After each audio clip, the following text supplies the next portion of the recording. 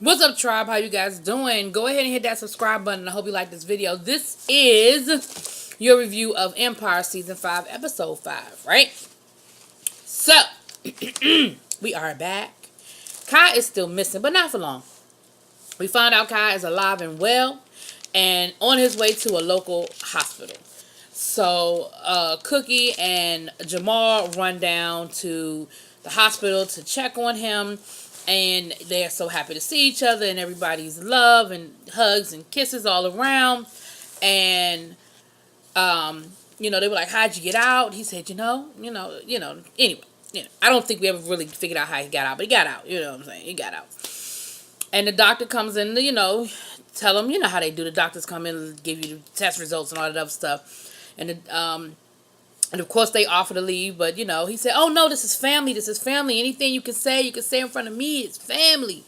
So of course he starts talking about his levels and his blood count and all that good stuff. And of course he's using the code words that we all know. They're not code words, but y'all know what I'm saying. The catchwords that we all know mean HIV. We know they're talking about the virus and things of that nature. So of course Cookie like, what? Can you say that again, please? So she calls Jamal out in the hallway, and she's like, "So why that doctor talking like he got AIDS?" And Jamal was like, "Kai is HIV positive. He does not have AIDS. And I know it, and it's cool. I'm on PrEP and all that." And Cookie like, "PrEP? What? Who? What's a PrEP? What is that?" And a lot of people don't know what PrEP is. I'll be honest with you, I know what PrEP is, but I don't know the intricate details of how PrEP works in your body and all that good stuff. But I do know what PrEP is. And he says, "Look, PrEP is something that HIV negative people do to protect themselves from the virus. And I'm good, and we're no longer going to stand in the middle of this hallway and talk about my sex life." But you can tell that Cookie is not okay with it at all. Cookie is so not having this.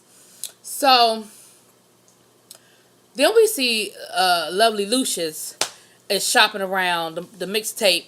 The single for Mario. I forget his. Y'all know I gotta really get better with these names. But anyway, y'all know who I'm talking about. Mario. Y'all know. And Lucius still know people. He's still connected, and so he hooks up with one of his former interns who's now running a record label.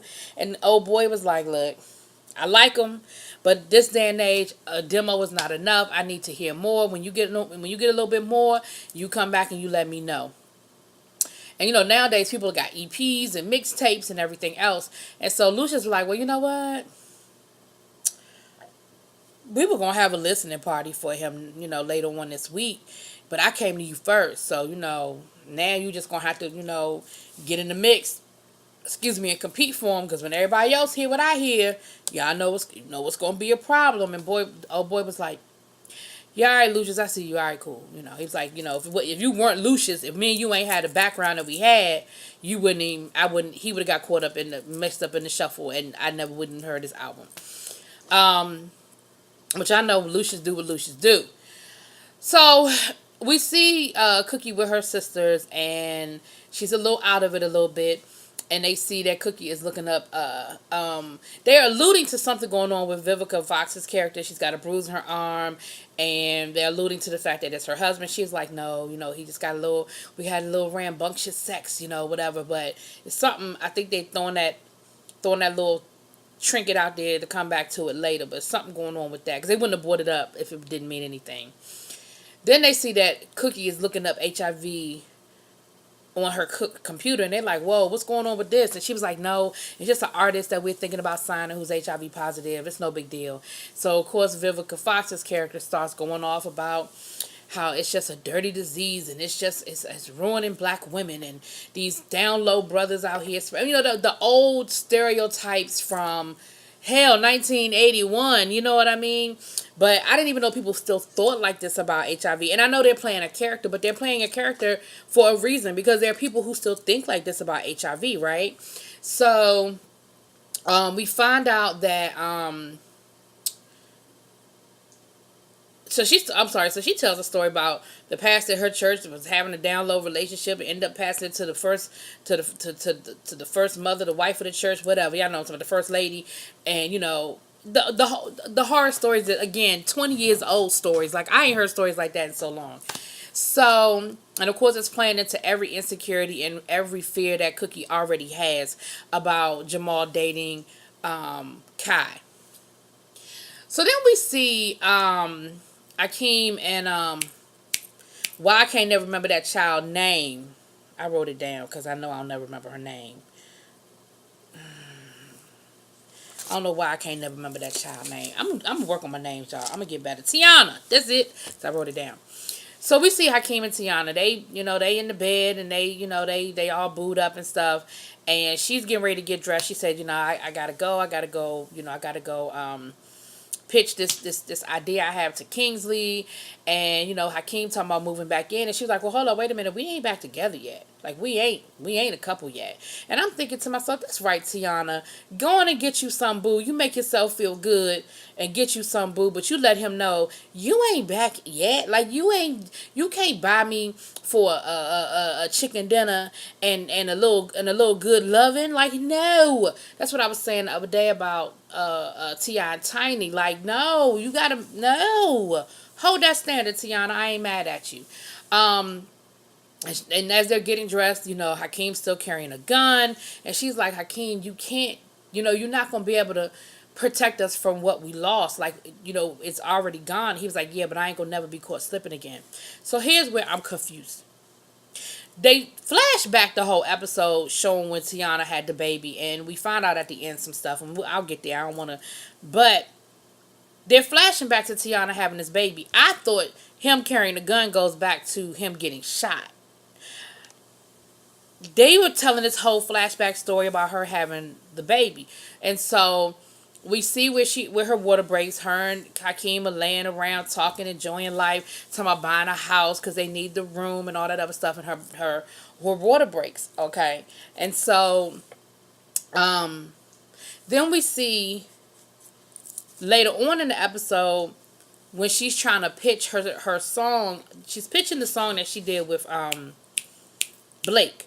Right, which is really Hakeem's song, but she's pitching it to Blake, and Kingsley ain't feeling it. I mean, she's pitching it to Kingsley, and Kingsley ain't feeling it. He was like, first of all, he insults Hakeem, calls him an illiterate has-been. That already would have warranted your ass popping your motherfucking lip, but okay. Then he's talking about the song. He was like, first of all, basically you're singing a hook on somebody else's feature who ain't even signed to Empire, so I'm not understanding what this is all about. And from a money man point of view, he has a point. He's like, this ain't even your song. Like, you're singing the hook. This is his song, and he's not an Empire artist. So basically, this isn't really what we're looking for your first single on your comeback album. I can see where he's coming from on that. His delivery was some shit, but his point was valid. You know what I mean? And, of course, Becky's there playing the middleman, trying to smooth everything over. And, so he leaves out. He's like, look, scrap it, start over. That ain't what we looking for. So Tiana is talking to Becky, and Becky's like, girl, don't worry about it. I'll fix it. But in the meantime, we're going to hook you up with some new producers. But I'll work on him. But, we got to get you in the studio and get some new stuff going. And so Tiana starts going off talking about I'm tired of people telling me, not listening to me and telling me what I need and what I don't need. And we see a flashback to when she's in labor and she's trying to tell the nurse that something's wrong. And the nurse is like, it's just regular labor pains. There's nothing wrong with you. Don't you worry about it. And she was like, no, something is wrong. And she says, Hakeem, make them listen. Something is wrong. And then she ends up passing out. And, of course, now the nurse is all like, because the nurse is like, she's fine. Because she's like, I want a doctor. And she's like, you don't need a doctor yet. You're fine. And she's like, no, I need a doctor. And so she ends up passing out. And so it's like it's almost like a little PTSD because she says, no, I'm not going to have nobody tell me what I can and can't do anymore. Nobody's listening. Basically, you're not going to ignore me. Like, I'm not going to let that happen to me again. She storms out, and I already know what she getting ready to do. I said she going to drop that damn single on her own. In the day and age of digital media, like, you don't really need the record company's permission to drop the damn song. We see it happen in real life all the time, and we certainly see it on these shows happen between Star and Empire. Everybody just dropped their own music on social media anyway. So, And of course, then she goes off on Becky, and she was like, "Well, I got a family to take care of. I'm gonna drop that single. I'm not gonna let somebody tell me what I can and can't do." And then of course she throws at Becky, and you're not a mother. You wouldn't understand. So that kind of cut deep because y'all know Becky had the situation last season where she ended up having an abortion, and so that sort of cut deep because it's like, well, whoa, whoa, whoa, like you ain't have to hit below the belt. Now, of course, Tiana doesn't know that Becky had that situation. Unfortunately, that really wasn't Tiana. She didn't know that situation, but it sort of cut. It cut. You could see it cut. Becky, and Becky told her, "Well, look, let me tell you something. What you're not gonna do? You're not gonna break no damn protocol, cause you in your feelings right about now." So we'll get back to them. Now, Lucius is working with Mario. Lucius is like, "Look, you got the talent. Like you can sing. Ain't nobody questioning whether you can sing." But you are not making me feel it. Like you don't have that soul. Like it's something. He was like, you holding back. You're not letting loose. He was like, and until you let loose, he said. And so dude kept singing the song over. He kept singing it louder. He kept singing it with more feeling. Lucius was like, singing it louder ain't making me feel it. He's like, well, you ain't even let me get to the second verse. And Lucius was like, ain't nobody gonna let you get to the second verse because you're not catching me at the beginning. And so Lucius is trying to pull it out of him, and he's singing like ain't nobody questioning that he can sing, but it just ain't clicking. It ain't clicking. So we see Lucius and Cookie. They just know each other so well. It is ridiculous how well they know each other. Lucius is making himself some Philly cheesesteaks. He from Philly, and if you from Philly, first of all, you better not stay at Steak and Cheese. My brother lived in Philly, and oh damn, that reminds me, I gotta do something. And I would always be like Steak and Cheese, and all his friends would be like, what? I'd be like, what? Like I didn't know I was offending nobody by saying Steak and Cheese instead of Philly cheesesteak, but clearly you will. So I'm just letting y'all know. So Cookie was like, all right, what's going on? Because you only make these when you frustrated about something. So what's the deal? So Lucius tells her that he's frustrated. He just can't get that feeling up out of old boy. And what did Cookie do? Cookie did something. And Lucius was like, well, I know you. So what's going on? And so she shares with Lucius that Kai is HIV positive. And I think she expects Lucius to feel the way she feels. And Lucius was like, I mean, all right, well, he a grown-ass man. And he know what he doing. Like, he ain't stupid. He know what he doing. And Cookie was like, what? Like, you the voice of reason in this situation? And Lucius was like, look, I don't like it. You know what I'm saying? Like, I want my son to be saved. He said, but at the end of the day, he is grown. And there's no, oh, that's what it was. She was telling Lucius, well, Jamal need to come on down here and help you. And Lucius was like, Jamal ain't coming up out that house. Kai just got out the hospital. He gonna be on lockdown for a minute. And Cookie was like, he need to get out that house. He need to come on and get back here. And that's when Lucius was like, okay, what's wrong with you? Because since when you know what's up, like, what's going on with you? And so, that's when they have the conversation. And basically, Lucius is like, look, I'm not saying that I like it, but what I'm saying is that I trust that my son know what he's doing. And I also know that my son ain't going to listen to me because he feels the way he feels and he loves who he loves. And he said, look, I done tried to control him. I done tried to tell him who he should and shouldn't be with. And that was an epic fail. So I've learned my lesson because y'all know going all the way back to season 1 when he didn't even want to accept the fact that Jamal was gay. Remember, he forced Jamal to get married or tried to force him to get married and all that other stuff. So we see where he does get Jamal to come down there and work with old boy. But Jamal, they come in and they kind of talking in code, right? Jamal comes in, he was like, yeah, your mother told me that Kai got out the hospital. Jamal was like, she told you, huh? He was like, yeah, so you taking care of yourself? Like, it was funny how they were having this, like, coded conversation, but they both knew what they were talking about. He was like, yeah, Dad, I'm taking care of myself. He was like, good, because I really ain't trying to have no safe sex conversation with you. And Jamal was like, and I'm not really trying to have no safe sex conversation with you either. But they laughed about it, and, but he was honest with him, too. He said, look, I ain't going to say I'm crazy about it, but I'm going to respect it, and I know you grown, and I know that you can handle it. So, Lucius has come a long way, right? Because even Cookie even said, am I talking to Lucius or Dwight? Like, who the fuck am I talking to right now? He was like, you're talking to me. Like, so, we see where Andre is a little frustrated. Andre don't have no money either. They all broke. And Andre is like, you sure it ain't no money in the account that I hid behind the account, underneath the account, like up in the cut? Ain't nothing in that account either. And so he's realizing that he is broke. That he ain't just broke. He broke. Right? And he's telling Cookie how, he really wanted to put some money on the books that he said, because we saw him with his frat brothers. And his frat brothers were giving him the old, y'all have friends that's like, you went to jail, but you ain't no real criminal. Not like those criminals that are in jail, like the real criminals. And he was like, nah, I was pretty much a real criminal. They were like, but we know you ain't one of them. He was like, nah, my conviction is pretty real. They were like, yeah, but you're not a real criminal. And so, he was feeling some kind of way. These are his frat brothers. He went to Ivy League and everything. And he was like, I really want to do something for my friends that I left behind. I want to put something on their books, and I don't have any money. And and Cookie said, if you feel like all you have to offer is money, then I really have failed you. And, you see him thinking about it like, okay, all right. And so we see him go back to jail, and he meets with Youngblood and his mom.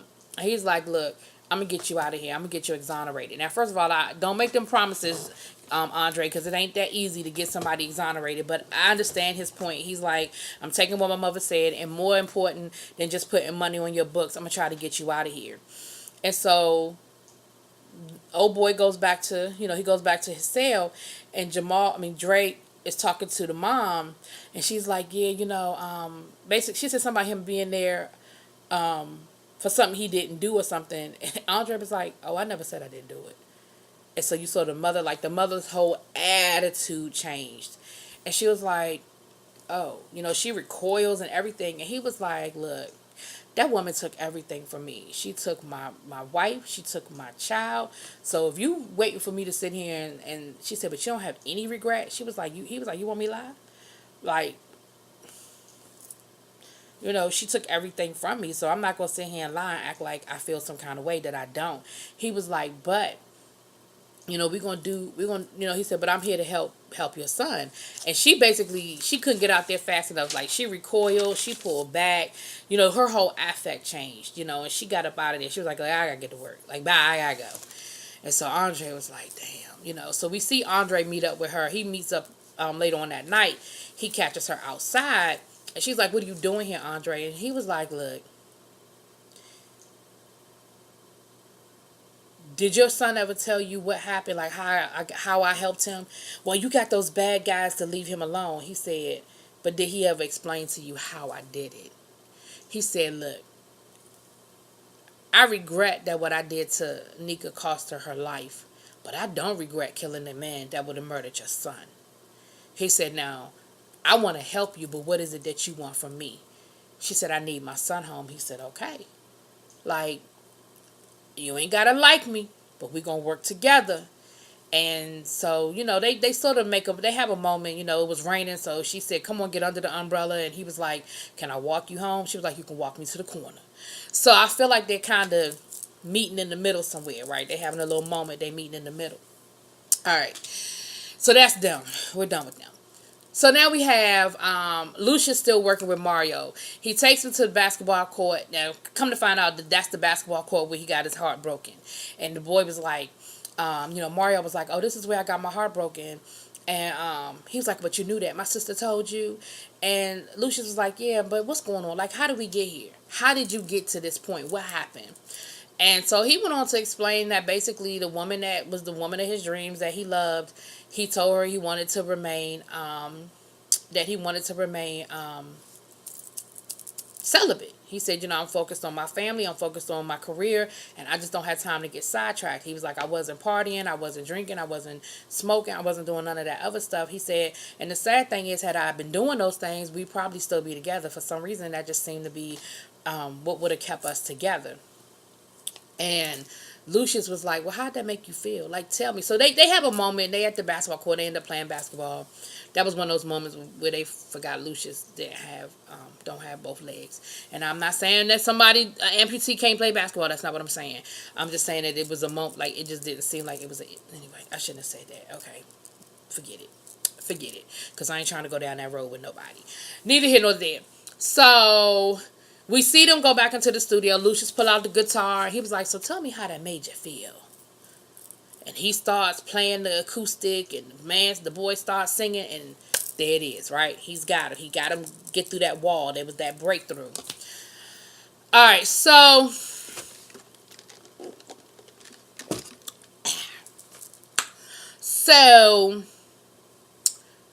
Akeem is playing. He finally dropped the vocals for the song that he gave Blake.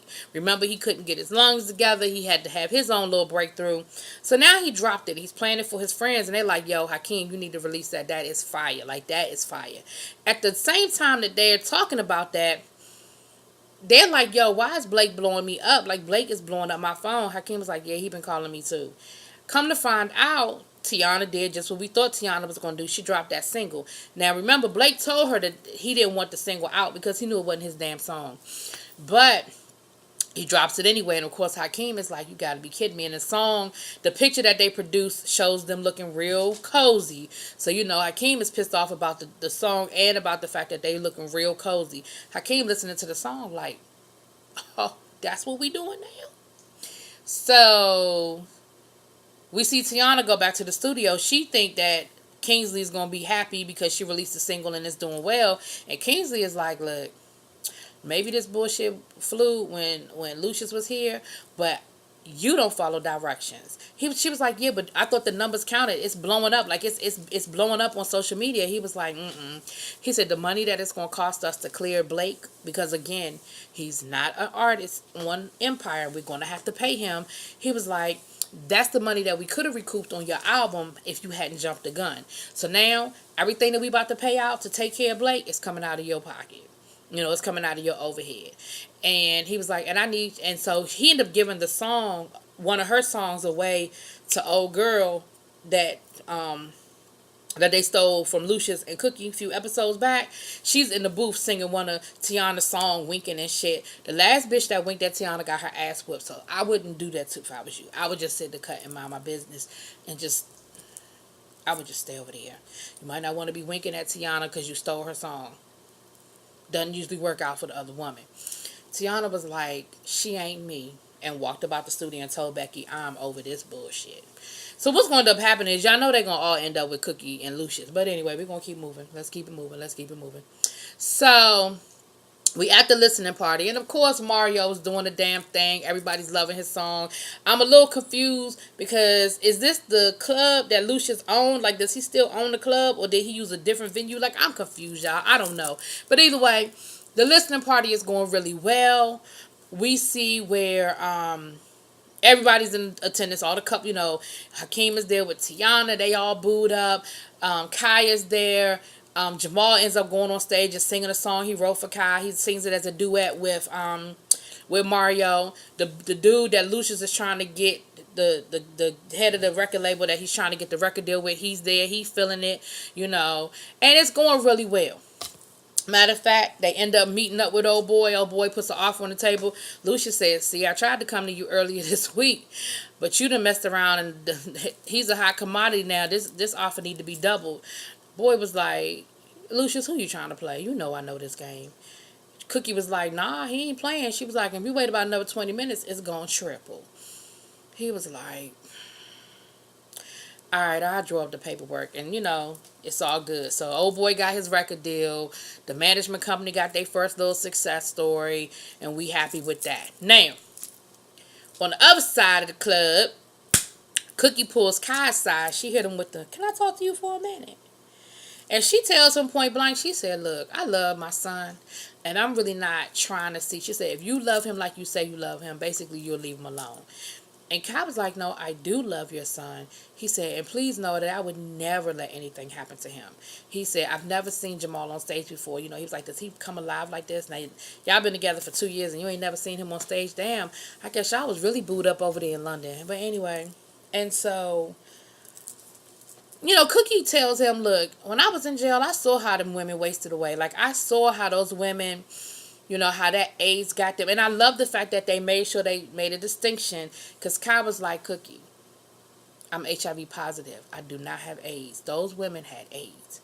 He said, my levels are so low that they're barely detectable. He said, I would never do anything to hurt Jamal.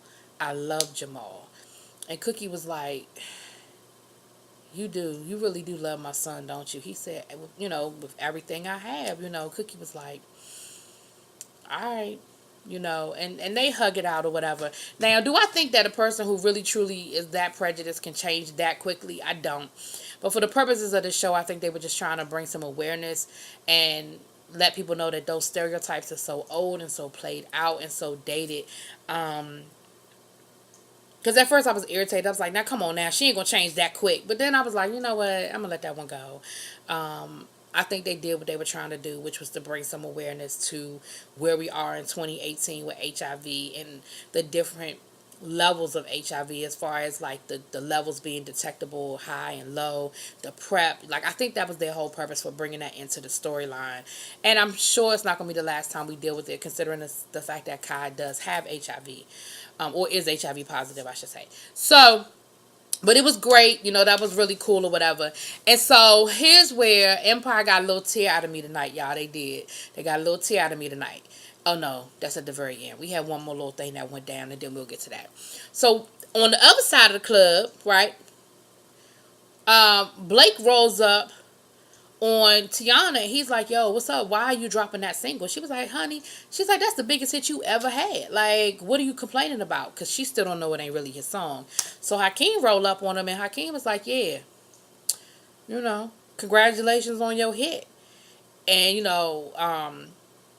Blake was like, yo, Hakeem, I just want you to know, like, I didn't mean for the song to be released. Hakeem was like, yeah, and how it went down, Tiana was like, with your song, and Hakeem was like, his song?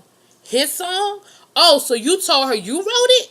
And Hakeem is going off. Okay, so earlier in the episode, I forgot to say this part, which was really important. Hakeem gave Tiana a necklace that said princess when he was talking about wanting his family back and so forth and so on. And I was like, I'm thinking he was going to give her a ring. So in my mind, I was like, that was real anticlimactic that he gave this big speech about wanting his family back, and he gives her a necklace that say princess. I'm like, what's the big deal? Well, here's the big deal. The whole time we thought that song was just about what happened with the shooting. But if you listen to the words, he's talking about more than just that. What ended up happening was Tiana had twins. And only one lived. The boy lived, who they called Prince. The girl was going to be named the Princess. She died. And of course, that's what Tiana was trying to tell them, that something was wrong, that she knew that something was wrong. They knew they were having twins. They had planned for twins and all of that. And so we see a scene where they're in the hospital and they have the empty, which I don't know why in the world they had a damn empty incubator, empty cradle that said princess, but it had Prince and they had princess, and you see Tiana crying, and she's going to go say goodbye to princess, have a moment with the baby before they take the baby away. And of course you see Hakeem just reacting and being Hakeem, and he's crying and he's upset, and of course Lucius is like, look, I know how it feels, but you got to work through this, because remember, him and Cookie lost the baby. And so fast forward, that's what Tiana is saying. Tiana is like, look, you've been on. She said, look, there's not been a day that goes by that, because him and Blake end up getting into a fight. And Tiana's like, aren't you sick of this? He was like, yeah, I'm sick of people trying to play me. Like, he took my song. She was like, you gave him the song. He was like, yeah, but he's telling, basically, yeah, but he's telling people he wrote it. Like, it ain't his song. She said, Hakeem, I can't do this. She said, there's not a day that goes by that I don't think about our daughter, but I've had to get myself together and pick myself up to take care of our family. And you have been wilding out ever since we lost her.